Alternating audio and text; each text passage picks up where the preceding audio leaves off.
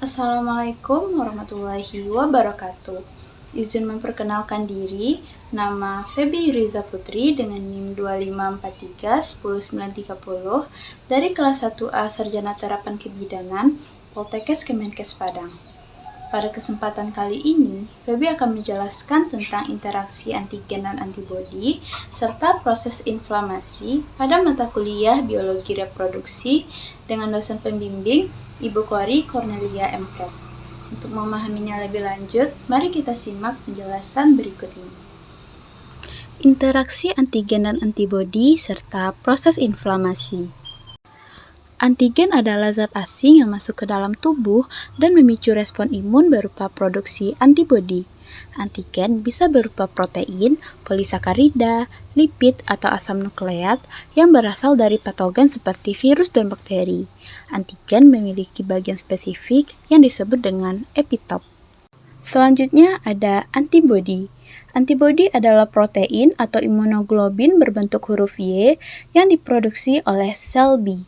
Fungsinya untuk mengenali, mengikat, dan menetralisir antigen seperti virus dan bakteri. Situs pengikat pada antigen pada antibodi disebut dengan paratop yang secara khusus akan berikatan dengan epitop yang bentuknya sama pada antigen. Contohnya pada gambar berikut ini.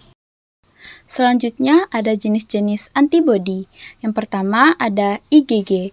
Paling umum ditemukan dalam darah dan cairan ekstraseluler, penting untuk imunitas jangka panjang, serta dapat menembus plasenta dan memberikan imunitas pada bayi. Yang kedua ada IgE, menyebabkan pelepasan histamin yang dapat memicu respon alergi. Yang ketiga ada IgD, memicu respon imunitas dan banyak ditemukan di limfosit B. Yang keempat ada IgM, antibodi pertama yang diproduksi sebagai respon terhadap infeksi awal oleh antigen. Yang kelima ada IgA, ditemukan pada zat sekresi seperti keringat, ludah, air mata, ASI, dan sekresi usus, serta berfungsi untuk melawan mikroorganisme yang masuk ke dalam tubuh. Adapun interaksi antigen dan antibodi. Yang pertama, netralisasi. Antibodi menempel pada antigen, misalnya virus atau toksin, sehingga antigen tidak bisa masuk ke dalam sel atau merusak jaringan. Yang kedua, aglutinasi.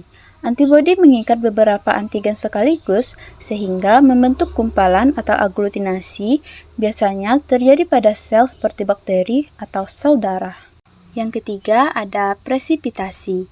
Antibodi mengikat antigen yang larut seperti protein dan membentuk kompleks yang tidak larut sehingga mengendap.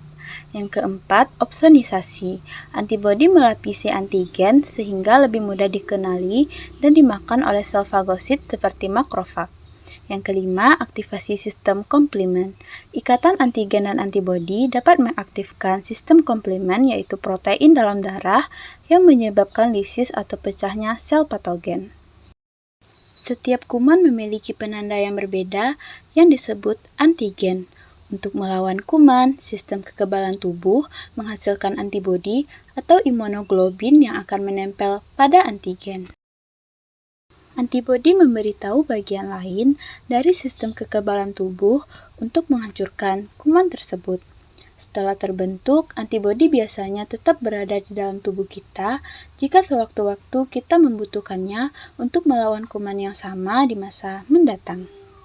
Selanjutnya, proses inflamasi. Inflamasi atau peradangan adalah respon alami sistem kekebalan tubuh terhadap cedera atau infeksi yang bertujuan untuk melindungi tubuh dari patogen dan memulai proses penyembuhan jaringan yang rusak. Adapun tanda-tanda inflamasi yaitu rubor, kalor, tumor, dolor, dan funsiolesa. Selanjutnya, contoh proses inflamasi pada cantengan. Tahap pertama cedera awal, yang mana kuku tumbuh ke dalam melukai kulit dan membuka jalan bagi kuman. Selanjutnya, invasi mikroorganisme. Bakteri misalnya Staphylococcus masuk dan mulai berkembang biak di area luka. Selanjutnya, pelepasan mediator inflamasi. Sel tubuh melepas zat kimia seperti histamin, prostaglandin, dan sitokin untuk memicu peradangan. Lalu vasodilatasi, yang mana pembuluh darah melebar, kemudian aliran darah meningkat, menyebabkan kemerahan dan rasa hangat. Selanjutnya peningkatan permeabilitas, yaitu cairan plasma keluar dari pembuluh darah, kemudian terjadi pembengkakan atau edema. Lalu migrasi sel darah putih, yang mana sel darah putih atau neutrofil bergerak menuju lokasi infeksi atau biasa disebut kemotaksis. Selanjutnya, fagositosis. Sel imun memakan dan menghancurkan bakteri untuk membersihkan infeksi. Lalu pembentukan nanah. Kumpulan sel mati, bakteri, dan jaringan rusak membentuk nanah atau pus. Selanjutnya, nyeri dan tekanan. Pembengkakan menekan ujung saraf yang menimbulkan nyeri berdenyut dan nyeri saat disentuh. Lalu, resolusi penyembuhan atau regenerasi. Infeksi teratasi, jaringan memperbaiki diri, kemudian kulit dan kuku kembali normal.